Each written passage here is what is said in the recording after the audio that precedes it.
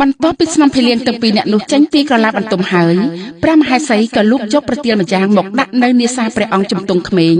ដើម្បីបន្សល់ថ្នាំសណ្ដំដូចនាងភេលៀងទាំងពីរនិយាយមែនហើយម្ចាស់អូនតានយូរហើយព្រះអង្គខ្ញុំម្ចាស់តានមុននេះបន្តិចនឹងឯងព្រះអង្គទ្រង់យាងស្រង់ទឹកទៅខ្ញុំម្ចាស់រៀបចំថ្វាយព្រះអង្គរួចហើយអរគុណណាស់ម្ចាស់អូនអញ្ចឹងបងយាងទៅស្រង់ទឹកហើយណាព្រះពរម្ចាស់បងស្ដេចជំទង់ក្មេងបានក្រោកចាក់ពីក្រឡាបន្ទុំយាងទៅស្រង់ទឹកតែក្នុងព្រឹត្តិឈូលឆេះឥតឧបមាតែខំទ្រាំសង្កត់ចិត្តធ្វើមិនដឹងព្រះមហេសីយើងមិននឹកស្មានថាព្រះមហេសីធ្វើរឿងថោកទាបបែបនេះសោះដំបូងយើងមិនជឿពួកភីលៀងទេតែអ្វីដែលព្រះមហេសីធ្វើដាក់យើងមិញនេះ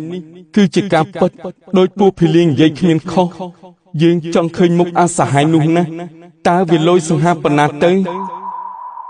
ព្រះអង្គទ្រង់សោយព្រះកុំគៀននេះទៅវាជាឱសថបើសុខភាពណាព្រះអង្គអរគុណហើយម្ចាស់អូនដែលយកប្រតិទុកដាក់នឹងបងស្ដេចក្មេងទទួលទឹកថ្នាំនោះមកធ្វើជាសោយតែព្រះអង្គមិនបានសោយទេរកឱកាសពេលដែលព្រះមហេសីភ្លេចខ្លួនក៏លួចចាក់ទឹកនោះចោលរួចធ្វើជាងងុយផ្ទុំដូចសពដងបងងុយផ្ទុំណាស់បងយាងចូលកន្លងបន្ទុំហើយម្ចាស់អូនព្រះពរម្ចាស់បងឆាប់ផ្ទុំឲ្យលឿនទៅយើងនឹងបានទៅជួបម្ចាស់ដួងចិត្តដែលជាទីស្នេហារបស់យើងឯងនេះល្ងើខ្លាំងណាស់មិនដឹងខ្យល់អីទាល់តែសោះតែក៏ល្អនៅធ្វើជាស្ដេចភ្លើអញ្ចឹងហើយទៅបានសោះ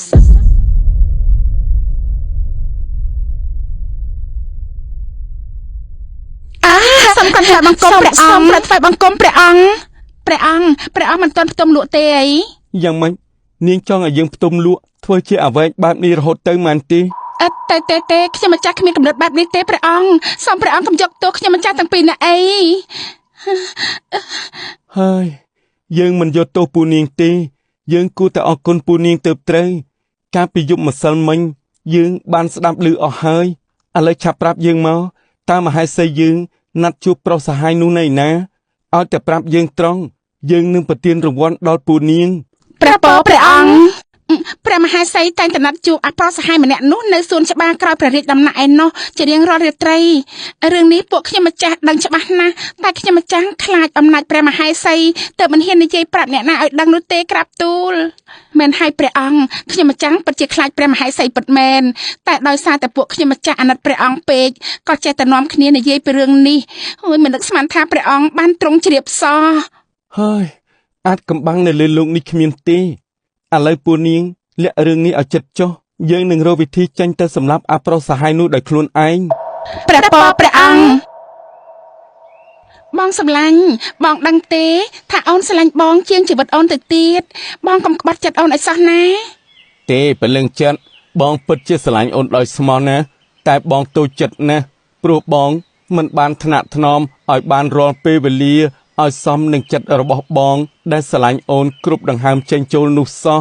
ធ្វើម៉េចបើអូននៅមានអាស្ដេចក្មេងជំទង់ជាស្វាមីអូនទើបបងមានឈ្មោះត្រឹមតែជាសហាយរបស់អូនតែប៉ុណ្ណោះបងសម្លាញ់ម្ចាស់ជីវិតសំបងកុំព្រួយអី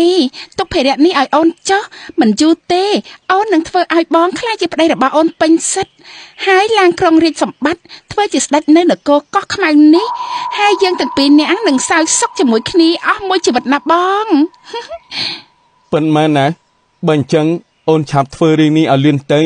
ព្រោះបងមិនចង់នៅរស់ជាមួយអូនលួចលាក់បែបនេះទេមិនអីទេសំបងទុកចិត្តលើអូនចុះអូននិយាយហើយត្រូវតែធ្វើឲ្យបានសម្រេចព្រោះអូនស្រឡាញ់បងហើយមានតែបងម្នាក់គត់ដែលផ្ដល់ក្តីសុខឲ្យអូនជារៀងរាល់យប់ថោកទាបណាស់ខ្លួនជាមហេសីយើងបែរជាមកស្រឡាញ់អាមនុស្សប្រុសខ្មៅកក្លាក់បែបនេះហើយនៅមានគំនិតចង់ធ្វើស្ដេចសោយរាជនគរនេះទៀត